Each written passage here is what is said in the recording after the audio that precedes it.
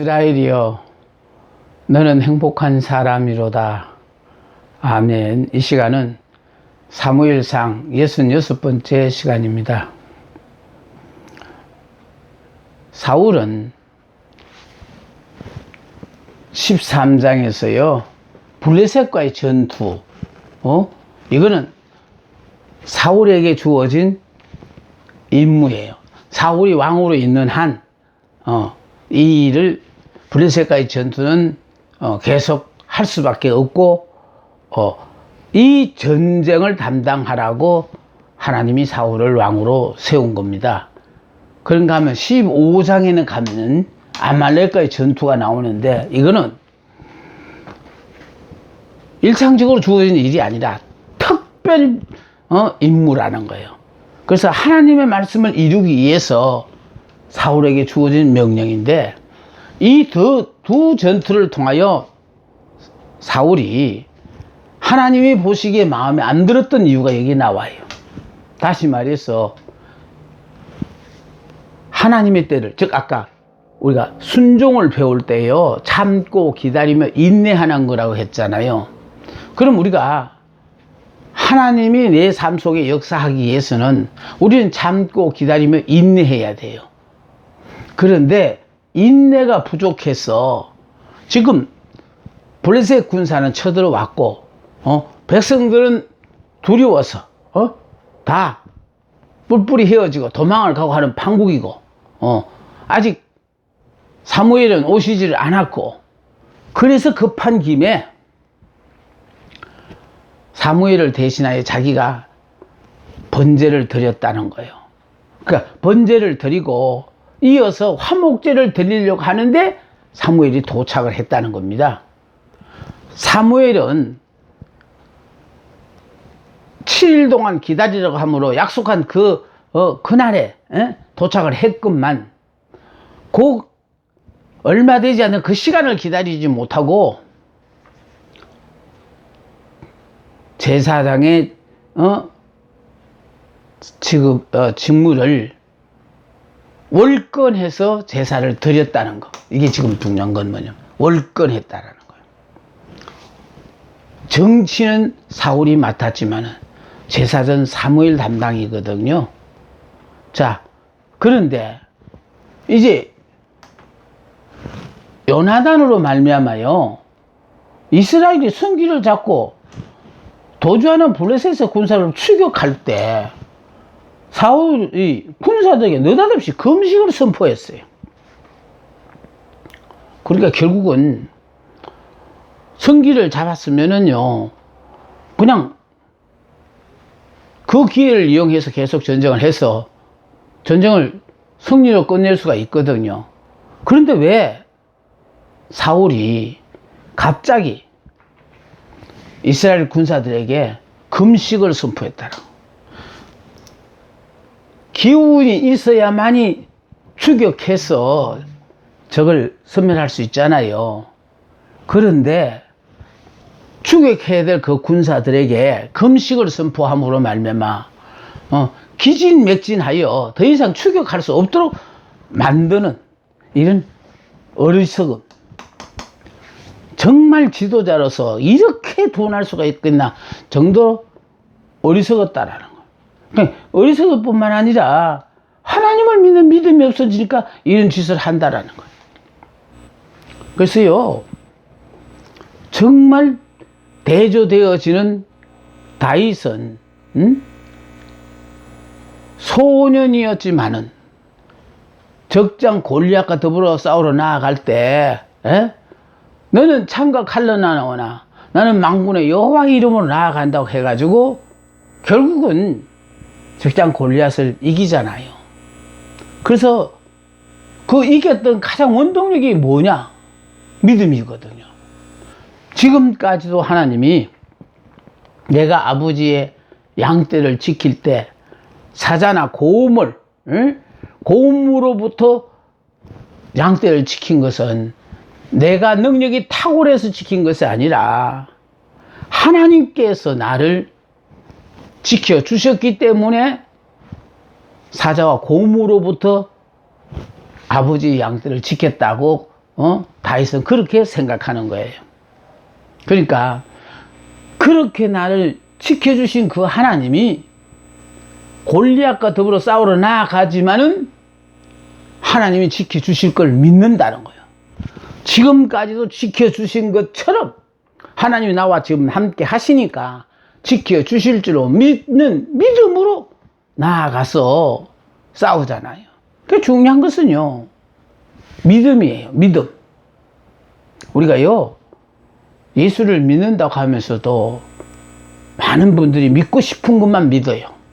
이해가 안 되는 건 절대로 안 믿어요. 그런데요, 믿음이라는 거는요, 이해가 돼도 믿어야 되고 이해가 안 돼도 믿어야 되고요. 하나님이 하신 모든 약속의 말씀 무조건 다 믿어야 돼요. 믿음이라는 것은요, 어느 부분만 믿는 거 아니에요. 예수를 믿는 순간부터 우리는, 예수님은 하나님이셨고 그분이 우리의 죄를 사해 주러 육신을 입고 이 땅에 성육신 하셨다는 것도 믿고, 또 이 땅에 오셔서 결국은 33년 동안 있었던 모든 사건에 대해서도 믿고, 십자가에 못 박혀 죽으시고 부활하셨던 그 사실도 믿고, 부활하신 후 성천하셨고, 성천하시고 이제 성령을 보내주심으로 말미암아 성령이 지금 우리를 주관하고 있다는 것과, 이분이 다시 우리를 위하여 재림하신다는 것, 다시 말해서 초림으로 와셔서 하나님을 믿는 하나님의 자녀는 이렇게 사는 거야 하는 걸 우리에게 시청과 교제로 보여주신 그분이 이제 재림하심으로 말미암아 그렇게 살고 있는지 없는지 그거를 심판하러 오신다는 거예요. 재림에는 주님이 오셔서 심판하셔요.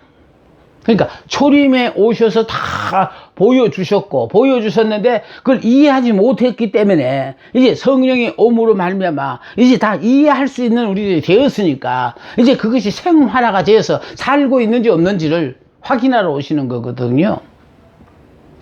자, 그래서 중요한 것은요, 믿음이라는 거는 단순히 믿고 싶은 어느 부분만 따서 믿는 거 아니라는 거.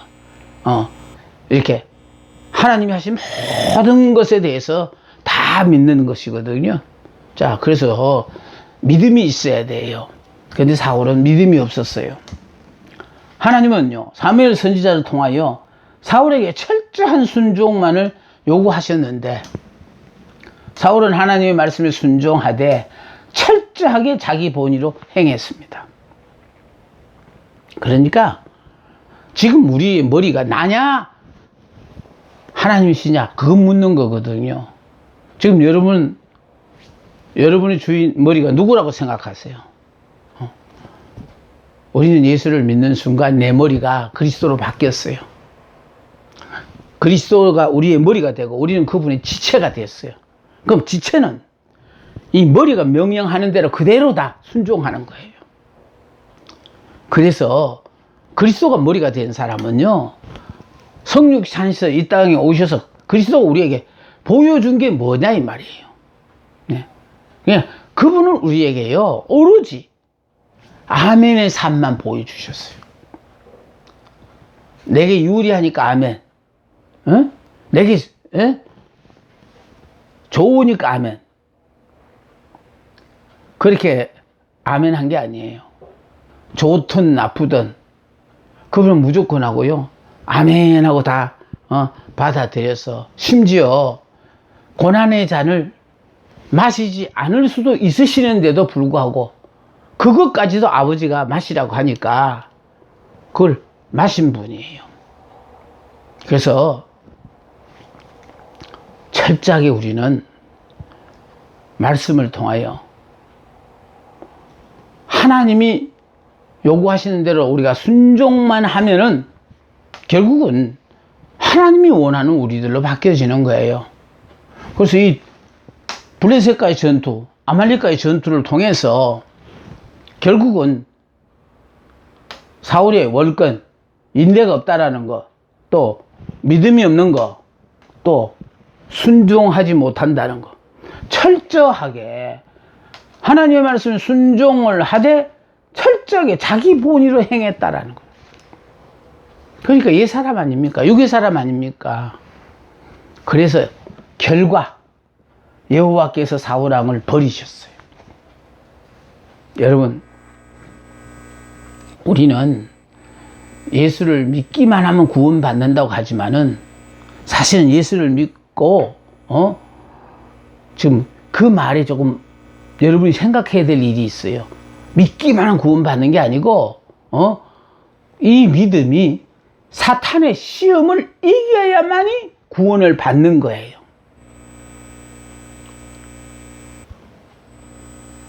자, 사울은 계속 백성의 지도자로 남아 있었으나 하나님은 그를 버렸대요. 그러니까 겉보기는 변했어요, 안 변했어요? 변한 거 하나도 없어요. 그냥 그 사람 계속해서 이스라엘 왕으로 앉아 있어요. 그러나 하나님이 보셨을 때는 사울은 왕이 아니다라는 거예요. 그러니까 아이러니한 것은 바로 뭐냐, 왕의 보좌에 앉아 있고 큰 소리 치지만 왕이 아니고, 목동 다윗은 자기 집에서도 8번째 아들이라 인정을 못 받는 그런 처지의 사람이었지만은 하나님께서는 그를 이스라엘 왕으로 기름 부으셨다라는 거예요. 그걸 인정한다라는 거예요. 그러니까 지금도요, 눈앞에 드러난 이런 것을 보면서 여러분이 인정하는 것하고 정말 우리의 중심을 보시는 하나님 앞에 하나님이 보시기에는 너 외에 이런 일을 할 만한 사람이 없다 하고 이렇게 점을 찍어서 인정하는 그 사람은 지금은 표가 안 나지요. 도저히 불가능할 것 같이 보이죠. 그러나 하나님께서요, 드디어 보라는 듯이 만백성 앞에 드러내게 하셔요. 그래서 지금 블레셋과의 전투를, 이거는 사울 왕이 살아있는 동안에 계속해서 이 블레셋과 싸워야 되는 것이고, 아말렉과의 싸움은, 이거는 이스라엘 조상들이 애굽에서 나와서 광야길을 지날 때 후미에 쳐져서 오는 그 무리들에게 쳐들어왔던 아말렉이라는 이 족속에 대해서 하나님께서 아말렉을 멸하겠다고 약속하셨거든요. 이 약속하신 이유도 다른 거 아니에요. 하나님의 백성, 하나님의 사랑받는 그 백성들에 나아가는 전도를 가로막는 모든 장애물에 대해서는 하나님이 책임지고 다 제거하신다는 거예요. 이게 중요해요. 이스라엘은 막강하고 막 큰 민족이 아니에요. 가장 작은 민족이라는 걸 아시고 선택했는데, 이 민족과 더불어 하나님이 함께함으로 말미암아 하나님이 내 백성 이스라엘을 인도하고 계시는데, 그 앞을 가로막는 어떤 적들이든지 간에 하나님께서 다, 하나님이 다 치우신다라는 거예요. 여러분, 이것만 생각하면요, 우리가 이렇게 하나님의 특별한 사랑과 고임을 받을 자격이 있다고 생각하세요? 우리는 자격과 상관없어요. 왜 이와 같은 정말 기가 막힌 복을 주시는지 우리는 이해가 안 됩니다. 그런데 하나님이 이렇게 하시는 이유는요, 가진 자를 부끄럽게 하시고 잘났다고 생각하는 사람들을 다 부끄럽게 하시고 능력이 있다고 생각하는 사람들을 갖다가 부끄럽게 만들기 위해서 하나님 친히 이 가장 약한 자, 가장 부족한 자들을 붙잡고 역사를 하시는 거예요. 이제 사울의 중요한 문제는, 이제 사울을 하나님이 버리신 것에 대해서 공부했어요. 지금부터는요, 사울을 이스라엘 왕에서 하나님은 버리시고 이제 목동 다윗으로 말미암아 하나님이 이스라엘의 왕으로 세우시는 것을 공부하게 되었습니다. 하나님께서 사울로 말미암아 슬퍼하고 있는 사무엘을 위로하사 베들레헴으로 가서 당신께서 예선한 왕을 위하여 기름을 부으라고 명하심으로 목동 다윗을 선택하여 기름을 부었어요. 다시 말해서 사울로 말미암아 슬퍼하고 있는 사무엘을 위로하기 위하여 베들레헴으로 가라는 거예요. 거기 가면은 당신께서 예선한 이미 준비한 왕이 있다라는 거예요. 그래서 그게 기름을 부어라 고 명하심으로 목동 다윗을 선택하여 기름을 붓게 하셨다라는 거예요. 자, 여호와께서 사무엘에게 이르시되 내가 이미 사울을 버려 이스라엘 왕이 되지 못하게 하였거늘. 정말 누구나 왕이 될 수 있는 거 아니에요. 제가 이렇게 지금 사무엘 상과 하를 아주 중점적으로 가리키는 이유는요, 여기에 바로 이제 이스라엘의 왕에 대한 얘기가 나오는데, 왕이라는 게 뭐냐면요, 성공자의 표상이에요. 그러니까 그 분야에 제일 성공한 사람이라고 보면 돼요. 왕은 누가 되고 싶어 되는 것도 아니거든요. 그래서 이스라엘의 왕이 42명이 왕이 있어요. 그래서 이 42명의 왕을 내가 여러분과 공부하려고 하는 이유는, 이 42명의 왕을 보다 보면 나는 누구와 비슷하다는 게 나오고, 비슷한 걸로 끝나지 않고 그들의 말로를 보면서 나도 이렇게 되겠구나. 이거 사전에 여러분이 앞으로 내가 살게 될 때에 어떤 길을 가겠다는 게 딱 나와요. 난 그 점을 강조하기 위해서 사무엘 상하, 열왕기 상하, 역대상, 역대상, 역대하, 여기를 종합해서, 정말 42명의 왕에 대해서 일일이 하나하나씩을, 공부하고자 그렇게 준비하고 있어요. 그래서 그 왕들을 공부하다가 보면은 우리가 어떻게 살아야겠다라는 답이 나와요. 기대하시고, 너무 길다라는 혹시나 그런 조급한 마음이 계신 분이 있으시다면 다 좋도록 하기 위하여 하나님께서 이렇게 우리에게 인도하고 계신다 이렇게 생각하고 너그럽게 좀 더 기다려 주시면은 기대에 부응할 수 있는, 도저히 저 외에는 들을 수 없는 그런 것들을 여러분들에게 전하고자 합니다. 너는 기름을 뿔에 채워 가지고 가라. 내가 너를 베들레헴 사람 이새에게로 보내니 이는 내가 그 아들 중에서 한 왕을 보았느니라 하시느니라.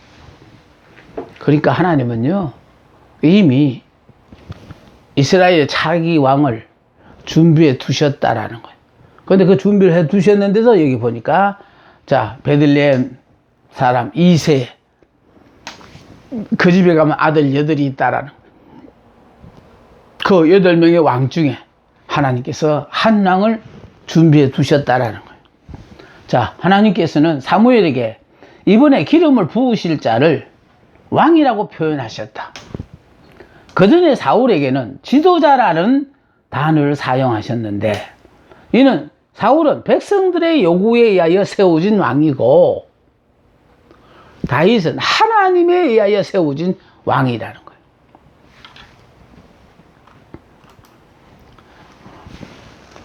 다윗은 하나님의 의도에 따라 하나님에 의하여 친히 선택된 자이기 때문이라는 겁니다. 그래서 오죽하면 이새의 아들 다윗을 보니 내 마음에 합했다고 하잖아요. 하나님은 정말 다윗을 통해서 당신이 계획하신 모든 일을 다 이루셨어요.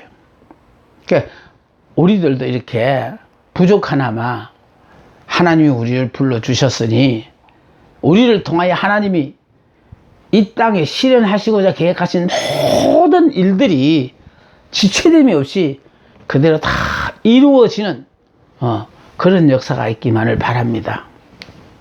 자, 그는 목동 다윗, 가난한 아버지의 아버지 이세의, 이게 중요한 것은요, 내가 이걸 강조하는 거는 아버지가 부자라서 양떼가 많은 목자가 아니라는 거예요. 가난한 아버지니까 불과 몇 마리 안 되는 양떼, 그걸 돌보기 때문에 감히 목자라고 말하기도 좀 쑥스러운 그런 처지다, 이 말이에요. 이 말을 강조하는 이유는 또 뭐냐 하면은, 얼마나 많은 목회자들이요, 정말 대형 교회의 그 성도들에 비하면은 자기가 하고 있는 목회가 몇 마리 안 되는 양떼를 치는 다윗처럼요, 정말 자부심을 갖지 못하고 누가 말하지도 않는데 괜히 쭈삣쭈삣하면, 성도가 몇 명이냐 그러면 대답도 못하고 머뭇거리려고 기가 죽는 그런 분들 내가 많이 배웠기 때문에, 그래서 제가 여러분들 앞에 몇 마리 안 되는 양떼를 지키는 목동이었다. 몇 마리가 안 돼도 목동은 목동이라는 거예요. 그러니까 숫자에 웅장한 건물에 기죽어서 살지 마시고, 하나님이 단 한 사람이라도, 저는 그렇게 항상 생각하고 살거든요. 설교를 했는데도 은혜 받은 사람이 하나도 없다면, 내가 이 설교를 준비하면 은혜를 받았으니까 난 그것으로 족하다고 생각하고요. 설교 끝나고 나서 반응에 대해서는 전혀 신경 쓰지 않습니다. 왜? 하나님이 이 말씀을 내게 주셨다고 생각하기 때문에 그 주신 말씀대로 그대로 그냥 전하는 거예요. 혹시나 잘못 전할세라 철저하게 원고 서서, 물론 성령의 역사하심 따라서 순간순간 어느 정도의 수정은 있을 수 있어요. 그래서 하나님이 이 말씀을 주셨으니 나는 그대로 임무를 수행했다라는 그런 마음의 각오로 최선을 다하고 있습니다. 자, 그래서 제발 가난한 아버지의 2세 몇 마리 안 되는 양떼를 지키는 목동이었다를 통해서 지금 여러분의 처지가 큰 소리 못 칠 처지가 아니라고 기가 죽어 쭈삣쭈삣하면서 머뭇거리는 그런 여러분 되시지 말으라는 거예요. 자, 베들레헴 근처 양치는 목장에서 불러와 사무엘에 의해 기름 부음을 받았어요. 그 몇 마리 하는 양떼를 치냐고 덜이 나가 있어요. 그런데 하나님께서 다윗을 이미 택하셨기 때문에, 그래서 목장에서 불러와 사무엘에게 의해 기름 부음을 받았는데, 그는 하나님이 취한 사람이요, 하나님의 마음에 합한 사람이에요. 그러니까요, 나는 자격 없어요. 나는 원하지도 않았어요. 근데 왜 하나님이 나에게 이런 일을 시키시는지 정말 우리로서는 이해가 안 되지만 하나님으로서는 내가 딱 적임자이기 때문에, 그래서 의도적으로 나를 세우셨대잖아요. 그러면 나를 바라고 좀 자부심을 갖고 그렇게 할 수는 없을까요? 저는 그렇게 큰 소리 치면 저에게 주어진 일을 무사히 마쳤습니다. 사무엘상 13장 14절에 보세요. 여호와께서 그의 마음에 맞는 사람을 구하여 여호와께서 그를 그의 백성의 지도자로 삼으셨다. 그러니까 하나님이 딱 마음에 드는 사람을 골랐다라는 거예요. 자, 사도행전 13장 22절에 보니까요, 내가 이새의 아들 다윗을 만나니 내 마음에 맞는 사람이라 내 뜻을 다 이루리라 하시더니, 그러니까 하나님의 마음에 딱 들었어. 그래서 하나님이 다윗을 통해서 당신이 계획하신 뜻을 다 이루신다. 자, 목동인 다윗이 어린 양을 살필 때의 생각은 자기 자신에게 향해 있지 않고 오로지 아버지의 양떼에게만 향해 있었어요. 그러니까 오로지 목숨 걸고 몇 마리 안 되는 아버지 양떼만을 지키기 위해서 그래서 최선을 다했다는 것을 말합니다. 오로지 아버지 양떼만. 내 양떼 같으면요, 뭐, 까짓 한 마리 좀, 짐승에 잡혀 먹히더라도 상관없어요. 까지 내가 손해봤다고 말하는데, 아버지 양떼라는 거예요. 이 마음이 바로 뭐냐면, 앞으로 다윗이 왕이 되어서 한 명의 백성이라도 내 백성이 아니라 하나님의 백성이라는 마음으로 그들을, 섬겨야 된다는 것을 가르쳐 주는 거거든요. 이스라엘 백성은 여호와의 양이었으며 하나님께는 바로 그런 성실하고 사랑이 넘친 헌신적인 목자를 그들 위해 세우시기를 원하셨다라는 거. 그런데 목동 다윗이 하나님께서 보셨을 때 당신이 원하는 딱 그런 사람이었다는 겁니다. 자, 그래서 기름 부음을 허락하셨는데 다윗이 기름 부음을 받자마자 여호와 영이 그에게 임하셨어요. 그래서 중요한 것은요, 하나님의 영이 완전히 그를 사로잡았다라는 것. 구약에서는 여호와의 영이 크게 임했다는 것, 신약에서는 성령이 강권적으로 그에게 역사하셔서 내가 하고 싶은 일을 하게 하지 않아요. 하나님이 나를 통하여 하시고자 하는 일을 이루기 위해서는 나에게 이렇게 하나님께서 강권적으로 역사하셔서 일을 이루어 가시는 거예요. 그래서 여호와의 영이 크게 감동된 자는 중요한 것은 하나님이 함께 하시니까요, 언제 어디서나 하나님께서 함께 하셔요. 그러니까 다른 말로 표현하면요, 하나님이 함께 하시니까 언제 어디서나 하나님께서 하시는 거예요.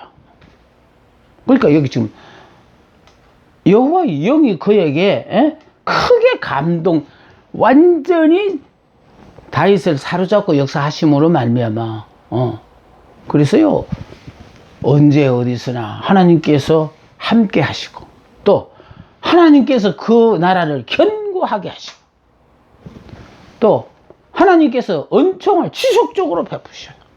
오로지 관심사는 하나님의 관심사는 하나님의 이렇게 함께하는 여호와의 영이 크게 감동된 자와 함께 하신다는 거예요. 자, 우리가 여기서 봅시다. 기름 부음을 받을 당시에 다윗이 어떠했는가를. 기름 부음 받을 당시에 다른 사람보다 특별한 사람이었나? 아니었어요. 2세 8아들 중 막내였어요. 집안 일에 대해서도 전혀 무관심한 철부지였어요. 그러니까 문제는요, 하나님이 당신의 계획에 계시면 우리를 불렀어요. 이제 부른 다음에 내가 감당해야 될 그 일을 위해서 하나님은 훈련을 시키셔요. 그 훈련을 시키심으로 말미암아 결국 내가 알고 있는 세상의 모든 방법을 버리고 철저하게 의지할 분은 하나님밖에 없으시 다 깨닫고 하나님만 의지하는 사람으로 만든다는 거예요. 그래서 다윗은 자기 의사와 상관없이 많은 배신도 당하고, 왜 왕은 죽자 사자 군사를 동원해 자기만 죽이려고 이렇게 혈안이 되었는지 당시로서는 다윗은 도저히 이해가 안 되어지는 이런 참 억울한 삶을 살았어요. 근데 왜 그렇게 살게 하셨느냐 하니까 그런 어려운 상황을 통하여 믿었던 모든 것들로부터 실망하게 하고 오로지 믿을 분은 하나님밖에 없다라는 거. 하나님이 함께 하니까 죽을 고비에 있어도 하나님이 나를 살려주셨구나, 이런 걸 자꾸 이제 삶을 통하여 깨닫게 한 거예요. 성경을 지식으로 배운 거 아니에요. 우리가 하나님 주신 약속의 말씀을 아멘하고 받지요. 아멘하고 받고 나면은요, 이제 그 말씀이 내 삶 속에 어떻게 이루어지는가를 삶을 통하여 하나하나 내가 체험하면서 깨달아가는 거예요. 전혀 무관심한 철부지였어요. 왜 이런 철부지를 왜 하나님이 쓰시느냐? 이런 자격이라고는 없다는 뜻이에요. 오로지 마음 하나만 보는 거예요. 자, 중요한 자리에도 참석하지 못하는 미미한 존재였어요. 잘나고 똑똑하고 능력이 있어서 나 저렇게 될 줄 알았어 하던 그런 사람이 아니었다라는 거예요. 중요한 자리에도 참석하지 못하는 미미한 존재, 그 사람이 있었는지 없었는지 사람도 기억도 안 해주는 그런 존재였다라는 거예요. 그런데 하나님께서 쓰시고자 하니까 그를 그 자리에 불러오게 하셨고, 모든 순서는 그가 그 자리에 오기까지 연기되었어요. 이게 바로 내가 역사의 주인공이 되어지면은 내가 그 자리에 갈 때까지 아무리 모든 순서가 다 준비되어 가지고 시작해야 되는데도 주인공이 내가 가기 전에는 절대로 할 수 없다라는 거. 그래서 바로요, 제가 여러분에게 강조하는 것은 여러분이 역사의 주인공이다. 깨닫는 것도 여러분이 깨달아야 되는 거고, 주인공이니까 주인공이 안 가면 아무리 모든 준비가 끝나가 시작할 것 같아도 기다릴 수밖에 없다. 그러니까 서둘지 말고 인내하고 참고 기다리면 하나님이 때가 어느 때인지 어떻게 역사하실지 우리 이렇게 하나님을 묻고 기다리는 거예요. 자, 그를 그 자리에 불러오게 하셨고, 모든 순서는 그가 그 자리에 오기까지 연기되었어요. 기름 붓는 모든 일들이 다 이렇게 연기됐어요. 뿐만 아니라 그는 양을 치고 있었어요. 많은 양떼를 치지 않았어요. 아버지가 가난하다 보니까 몇 마리 아닌 양떼를 치고 있었어요. 얼마든지 무시할 수 있는 일이에요.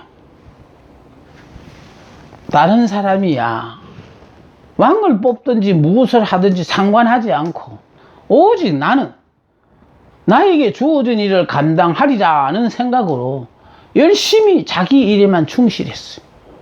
우리가 그래야 돼요. 지금 내게 주어진 일엔 충실하지 않으면서 남이 무슨 일 하나 하고 그거 부러워하면서 나도 저런 일 했으면 하고 남받아 보지 말고 내게